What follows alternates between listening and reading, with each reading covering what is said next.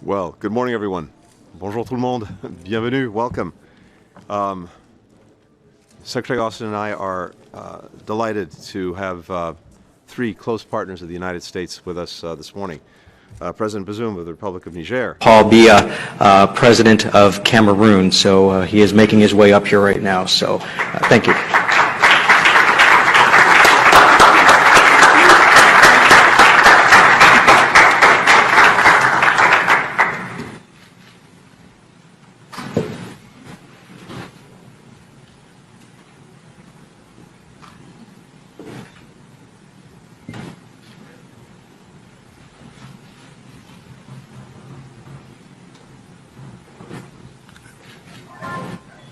Pourquoi je suis en vedette?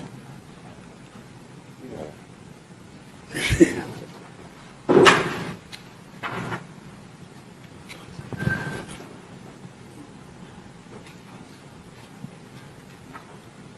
C'est qui tous ces gens qui sont là? Pourquoi je peux demander ça?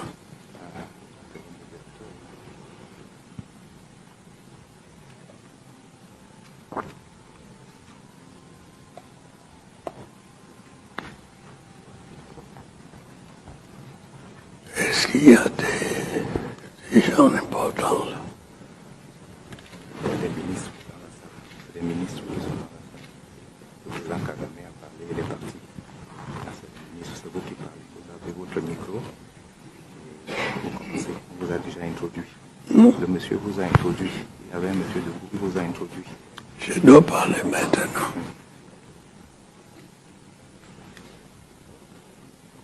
Vous restez assis, parlez assis. Vous pouvez parler assis, étant assis. Ici? Oui. Pourquoi?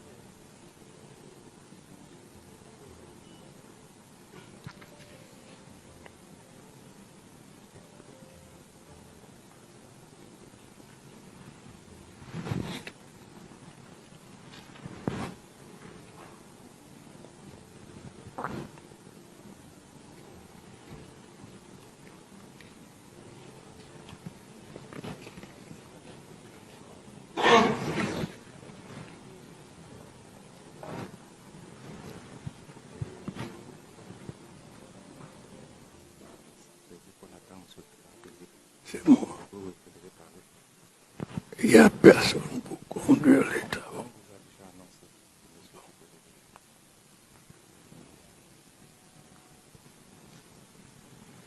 C'est ici.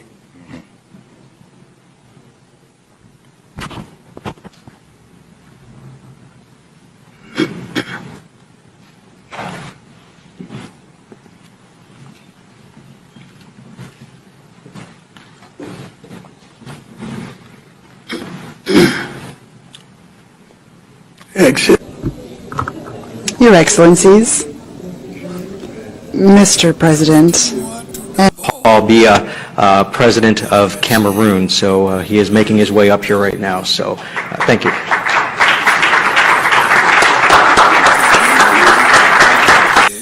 Chers homologues africains à ce deuxième sommet des dirigeants des États-Unis et de l'Afrique. Je tiens également à remercier M. Michael Crowden et Paul Hinks pour leur invitation à la présente table ronde privée. L'ordre du jour nous invite à réfléchir sur comment la finance peut constituer un atout à l'égard des défis pressants et des opportunités de l'Afrique, et contribuer à la résolution de problèmes apparemment sans solution à l'échelle mondiale. C'est un sujet d'actualité au regard de la situation actuelle de l'économie mondiale et des effets des crises sanitaires et sécuritaires sur nos économies nationales. L'un des freins au développement de l'économie africaine est l'épineux problème de la disponibilité des financements. Pourtant, l'Afrique dispose d'un énorme potentiel en ressources naturelles. Ce potentiel reste sous-exploité ou alors son exploitation n'intègre pas la transformation sur place qui est susceptible de générer de la valeur ajoutée et de la richesse sur le continent. L'Afrique ne représente qu'une portion congrue des ressources financières en circulation dans le monde. Son accès à ces ressources se fait à des taux prohibitifs et parfois des conditions restrictives de souveraineté de nos États. L'Afrique reste trop dépendante de l'aide publique au développement qui semble ne plus correspondre à nos besoins. Le cadre juridique qui gouverne généralement l'obtention de financement est très contraignant et accroît notre exposition aux risques budgétaires et de stabilité de nos institutions.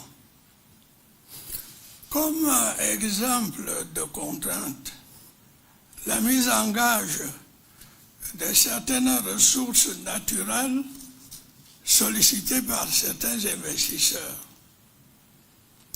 Les modèles et instruments de financement adoptés contribuent davantage à la réexportation des capitaux à travers des prêts sans mouvement de fonds vers le continent, mais avec des sorties obligatoires de devises lors des remboursements. L'une des solutions passe par le financement de l'exploitation et de la transformation des ressources naturelles de l'Afrique sur son sol. Pour cela, l'Afrique a besoin d'un volume important de capitaux à long terme. Il serait donc souhaitable d'œuvrer à la mise en place d'un véritable marché africain des capitaux, susceptible d'offrir des outils adaptés au financement du développement de l'Afrique, ce qui permettra sa transformation structurelle et son indépendance progressive de l'aide au développement et des crédits à l'exportation. En souhaitant plein succès à vos travaux, je vous remercie de votre aimable attention.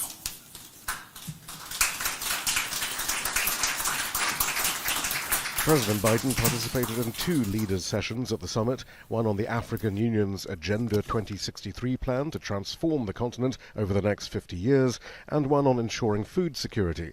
Once again, Biden's message was of equitable development, mutual success, and U.S. investment. Over the next 3 years, working in close cooperation with the United States Congress, we plan to commit $55 billion in Africa to advance the priorities we share and to support the Agenda 2063. However, when asked, U.S. government officials were unable to provide a breakdown of how the figure of $55 billion was arrived at, or how the Biden administration intends to get Congress to approve that sum.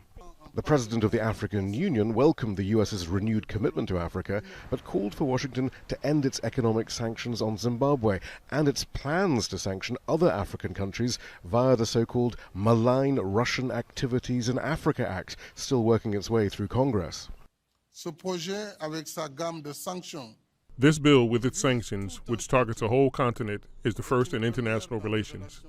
Africa is asking why such a bill exists, and why is Africa targeted? At least outwardly, the US has changed its tone at the summit, not publicly hectoring African nations about decisions Washington doesn't agree with.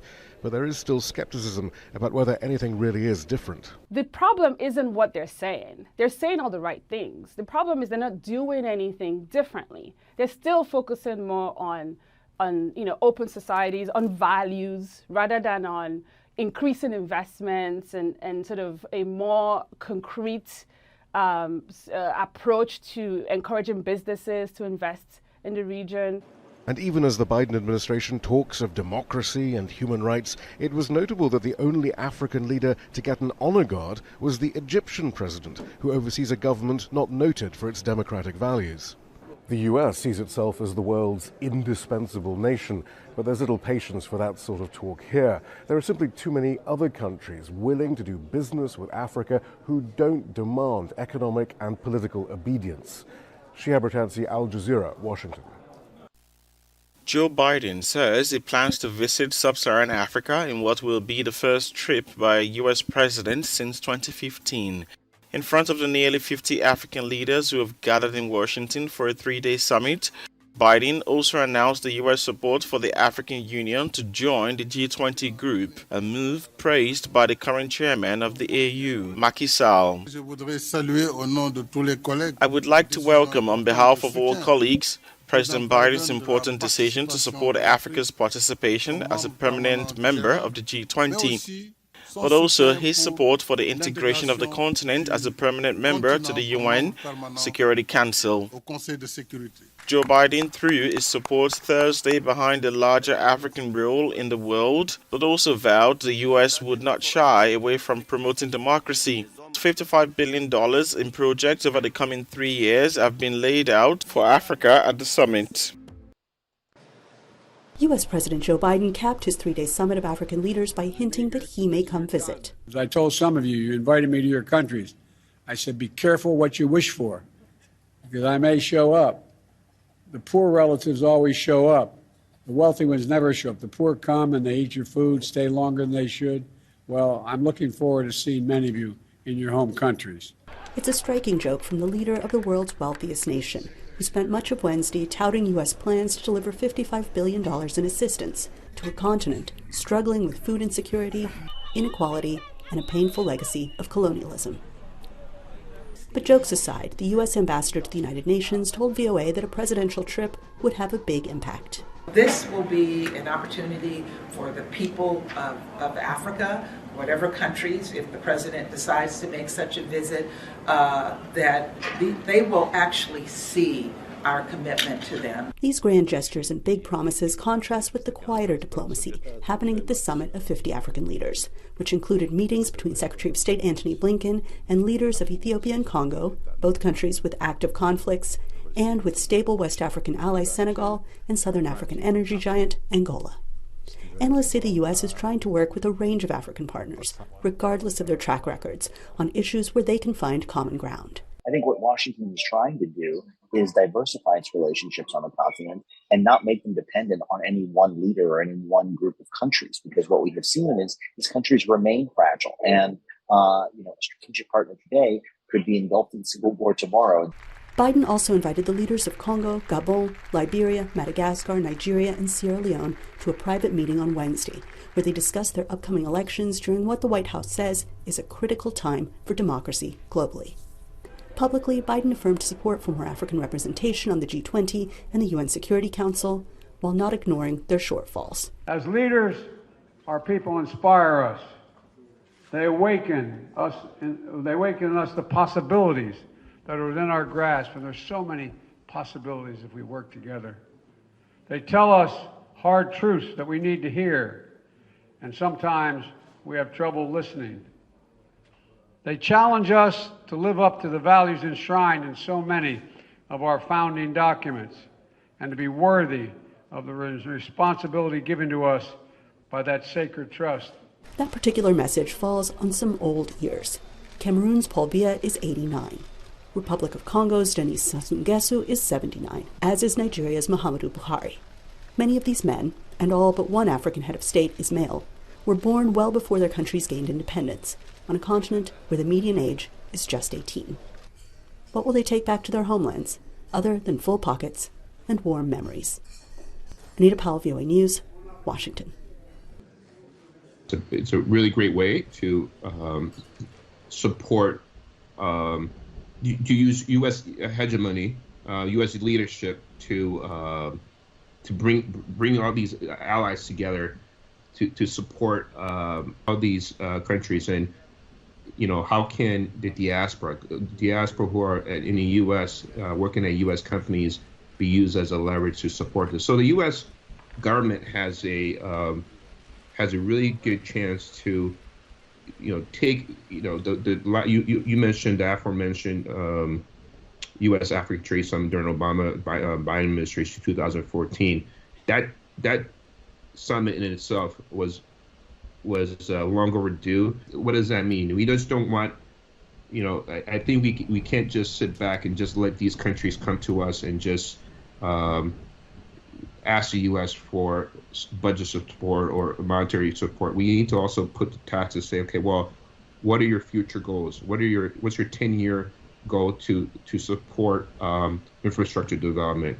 But at the same time, I think Africans also need to, we need to put these countries on notice and make sure that, it's not the same. It's not the same old business as come to the West, beg for money, and then go back and then do the same thing 4 or 5 years later. The diaspora really needs to engage and incentivize some of these countries to really do things differently and in a more systematic manner and make sure it's sustainable.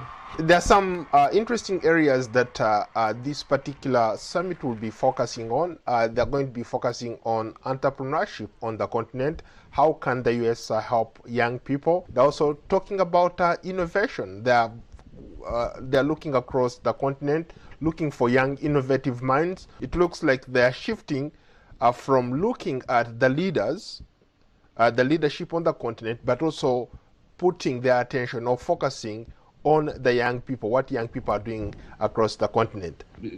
That's a very good point, Paul. Look, that not only needs to be done, it needs to be a tool to not only encourage but incentivize. But I think there needs to be some language to say, well, look, you have to have a mandate to engage youth. There has to be if you're providing healthcare or any type of program through USAID, there has to be a youth component. What does that mean? Youth has to be employed. The U.S. government needs to, find ways to use its current systems to engage youth, because if you put that into a USAID package, right? By definition, there's so many. And you can create jobs overnight. Thank you so much for your time, Neil. Thank you. Wanna look across there. Wanna see them for there? How many of them there for there? 8 of them. 8 of them. Wanna pull, wanna sing for us. Wanna call them. Embassy workers for land for freedom. How many of them?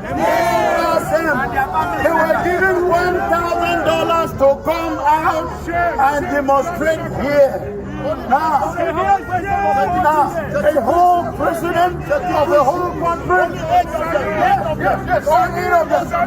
now, the American police, we want to appreciate you for coming here, standing here, taking your time. Watch us do what we are doing here. In a country where those people over there are coming from, we come here, we will be dead. But I hope that they are up here, Paul here, the assassin is up here. He is watching the police. He can learn. Do what the police knows how to do. Behave itself and not have to pick up or torture anybody. In that damn country, we will all be dead here. But we have a message to pass to the authorities here, particularly to President Joe Biden. He made a big mistake. Yes. He made a big mistake. There is a terrorist terrorist in this hotel? Yes. There is a terrorist in this hotel. Who is here? Who is here? Not just phobia, a terrorist. Who is here? Who is here? He should not be in America. He should not be in America. He has killed over 30,000 Amazonians. 400 towns, villages, hospitals, schools destroyed, burned down. Over 200,000 refugees in all of West Africa. Over 700,000 internally displaced in Amazonia. We are letting the U.S. government know this terrorist who has been in power for 40 good years. 40 years. The longest serving dictator in the world. He's in this hotel. In this hotel. And he is a terrorist. He should not be coming to the land of the free and the land of the brave. No. He should not be here. No. Now, I'd like Bobia to hear us and those who are taking information for him. We are very free here. We are very free. Yes. He should see how a civilized country behaves. We can come here and protest. And the Sardinals are over there. They can also come, right? They can also come. Look at the freedom here. We are telling Paul Biya, Amazonia will live free or continue to fight until we regain our independence. Amazonia, listen to me. Amazonia must live free or die fighting. Amazonia must live free or die fighting. But let me assure the terrorist assassin who is in this hotel, Amazonia will outlive him. Amazonia will outlive him.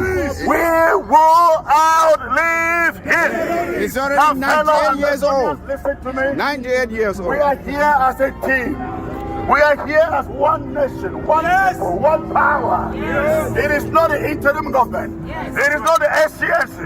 It is not anything. It's not a constitution. It's Amazonia. It's Amazonia. Let us keep this unity. Moving on from here, let us work as a team. Let us work as people with one purpose. Let us work as people who know what they are fighting for. That is our message from here. Hello? Hello? Amazonia? Amazonia? Now we want Ground Zero to hear us. Amazonia in the diaspora is not dead. Amazonia in the diaspora is not dead. We are still standing strong for our freedom. And we are not scared. We are still standing firm for our independence. We are not scared. They can arrest us. They can search our homes. They will not intimidate us. They will not intimidate us. We will fight and fight and fight and fight and fight and fight and fight until freedom. Until freedom. God bless you all. Ground Zero, hear us. We are strong. We encourage you, stand strong. Resist La République du Cameroon. Speak strength to them. Restoration fighters.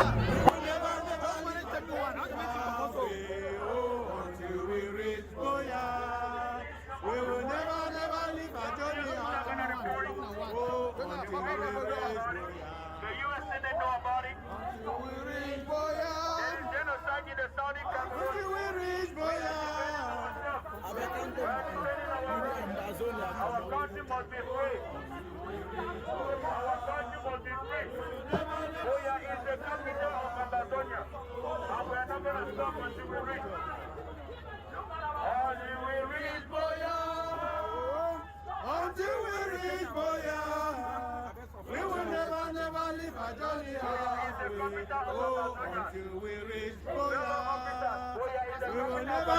leave our journey halfway. Ask the police chief if he knows it.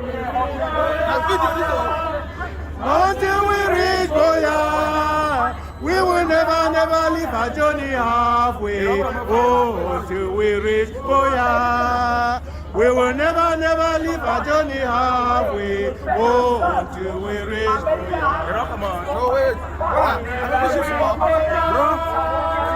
Until I reach Boya, we will never leave our journey halfway. Oh, until we reach Boya, we will never leave our journey halfway. Oh,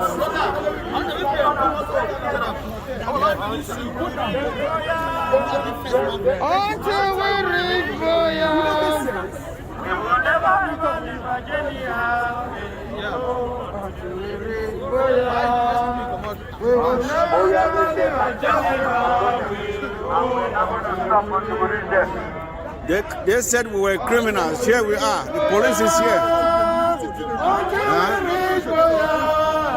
We are being protected by the police, and yet they call us criminals. They call us terrorists. Can the police protect terrorists? Can the police protect terrorists? Until we reach Boya, until we reach Boya.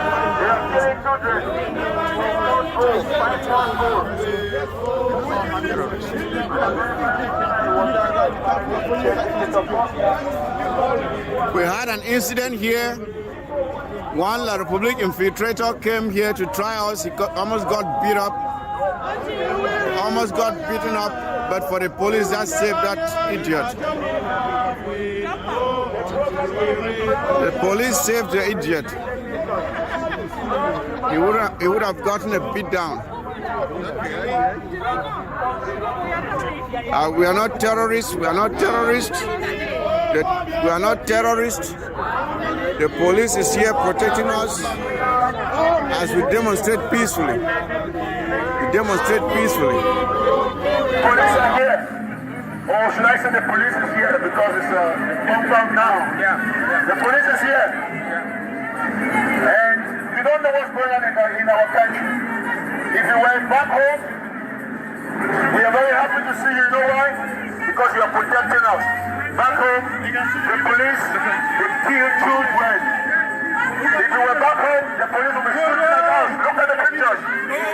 All of these children were killed by gentlemen and ladies like you in uniform. And that man up here is the one who gives the instructions. So we want to say that we will not give up.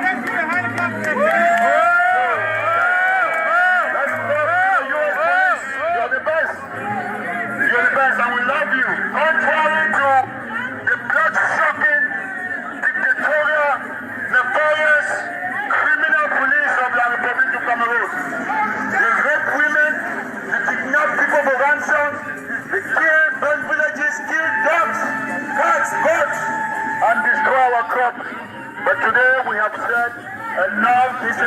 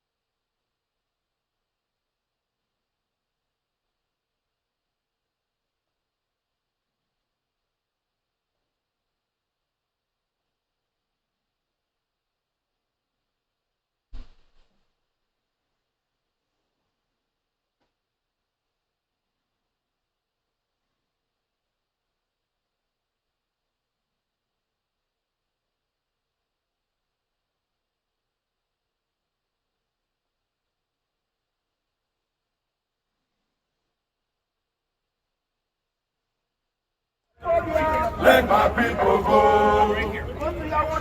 They said we were not going to come out. Here we are. Here we are in our numbers. We are not afraid. We are not intimidated. We are not giving up. We are not backing down. We are not backing down. Not today, not tomorrow, not ever. We are standing our ground until Ambazonia is free.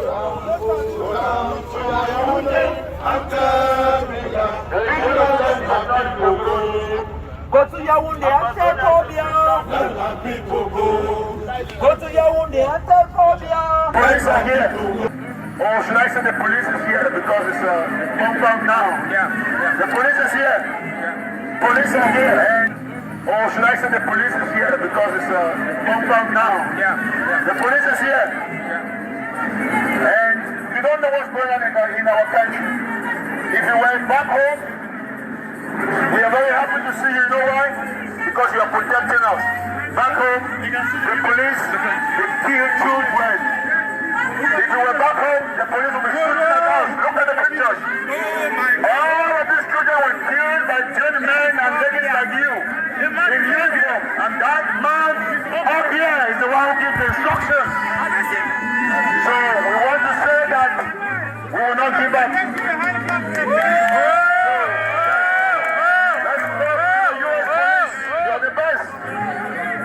And we love you. Contrary to the blood-sucking, dictatorial, nefarious, criminal police of the Republic of Cameroon. They rape women, they kidnap people for ransom, they kill, burn villages, kill dogs, cats, goats, and destroy our crops. But today we have said enough is enough.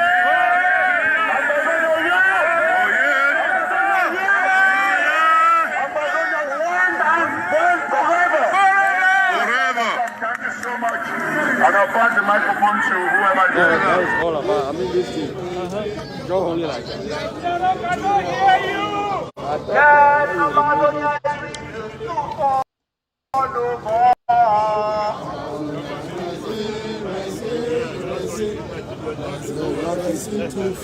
Thank you. Amazonia is reaching to fall no more.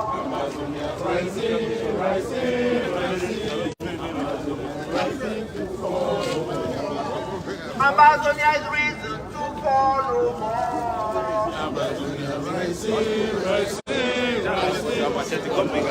rising to fall no more. Amazonia is rising to fall no more.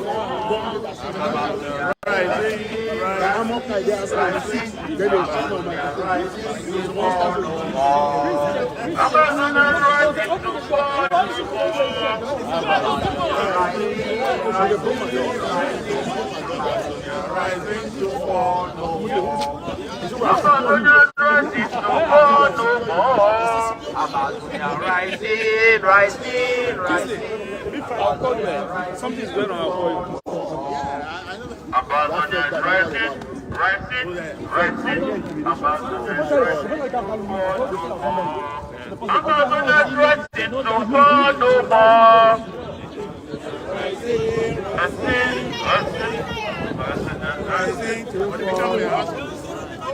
Amazonia is risen to fall no more. Amazonia rising, rising, rising.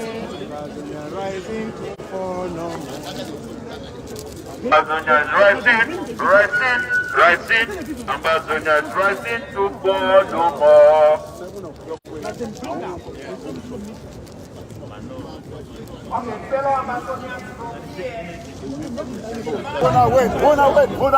Wanna look across there. Wanna see them for there? How many of them there for there? 8 of them. 8 of them. Wanna pull, wanna sing for us. Wanna pull them. Embassy workers for the freedom. How many of them? They were given $1,000 to come out and demonstrate here. Now, the whole president of the whole country Yes, all 8 of them. Now, the American police, we want to appreciate you for coming here, standing here, taking your time, watch us do what we are doing here. In a country where those people over there are coming from, we come here, we will be dead. But I hope that they are up here, Paul here, the assassin is up here, he is watching the police. You can learn. Do what the police knows how to do, behave itself, and not have to pick up or torture anybody. In that damn country, we will all be dead here. But we have a message to pass to the authorities here, particularly to President Joe Biden. He made a big mistake. He made a big mistake. There is a terrorist in this hotel. There is a terrorist in this hotel. Who is here? Who is here? Not just for being a terrorist. Who is here? Who is here? He should not be in America. He should not be in America. He has killed over 20,000 Amazonians. 400 towns, villages, hospitals, schools destroyed, burned down. Over 200,000 refugees in all of West Africa. Over 700,000 internally displaced in Amazonia. We are letting the U.S. government know this terrorist who has been in power for 40 good years. 40 years. The longest serving dictator in the world. He's in this hotel. In this hotel. And he is a terrorist. He should not be coming to the land of the free and the land of the brave. He should not be here. Now, I'd like Paul here to hear us and those who are taking information for him. We are very free here. We are very free. Yes. He should see how a civilized country behaves. We can come here and protest. And the Sardinals are over there. They can also come, right? They can also come. Look at the freedom here. We are telling Paul Biya, Amazonia will live free or continue to fight until we regain our independence. Amazonia, listen to me. Amazonia must live free or die fighting. Amazonia must live free or die fighting. But let me assure the terrorist assassin who is in this hotel, Amazonia will outlive him. Amazonia will outlive him. We will outlive him. He's already 98 years old. Listen to me. 98 years old. We are here as a team. We are here as one nation, one people, one power. It is not the interim government. It is not the SCNC. It is not anything. It's not a constitution. It's Amazonia. It's Amazonia. Let us keep this unity. Moving on from here, let us work as a team. Let us work as people with one purpose. Let us work as people who know what they are fighting for. That is our message from here. Hello? Hello? Amazonia? Amazonia? Now we want Ground Zero to hear us. Amazonia in the diaspora is not dead. Amazonia in the diaspora is not dead. We are still standing strong for our freedom. And we are not scared. We are still standing firm for our independence. We are not scared. They can arrest us. They can search our homes. They will not intimidate us. They will not intimidate us. We will fight and fight and fight and fight and fight and fight until freedom. Until freedom. God bless you all. Ground Zero, hear us. We are strong. We encourage you. Stand strong. Resist La République du Cameroon. Speak strength to them. Restoration fighters, we honor you. We respect you. We want you to know we stand with you. We support you. We will continue to support you. God bless you all. God bless Ambazonia. Long live the... Thank you. Thank you. That was President Chris Ano there at a rally. I know you have seen a lot of the activities that happen in Washington, D.C., but it's a reminder for us to keep fighting for our freedom, because most of us have a lot of families back home. We have seen a lot of people suffering. We have seen a lot of our people being killed, and that is why whatever happens, we try our best to keep the pressure on La République to go to a genuine form of negotiation, because that is the goal for having a peace-led process that can guarantee the freedom and guarantee the resurrection of our people.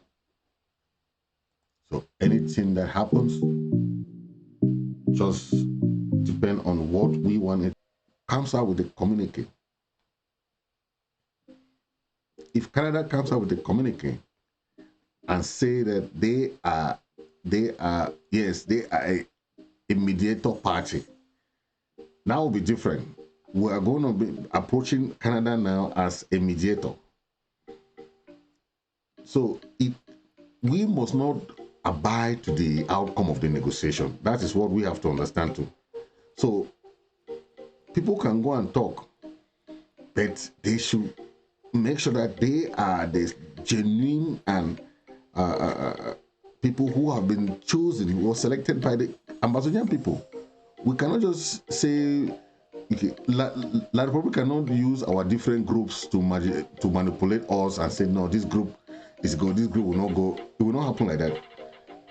Or when they say this is a mediator, all the parties are going to be committed.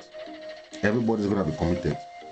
Yes. And our people will not go there divided. No. They'll go there with a selected team and make sure that they go and discuss anything that has to keep, okay?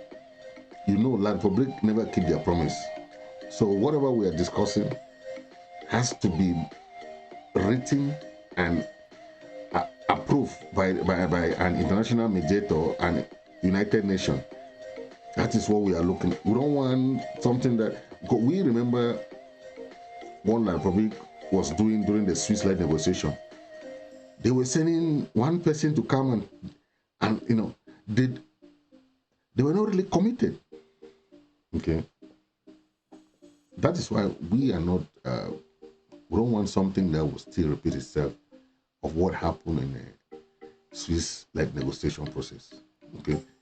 And from what we understand, we had to go for a ceasefire.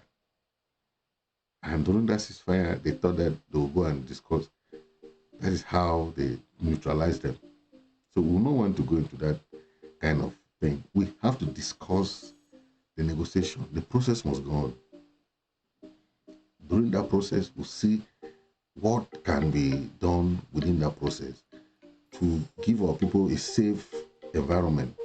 And the United Nations peacekeepers can come and do what we call the demilitarized zone. Because if in any ceasefire, there must be somebody to implement it.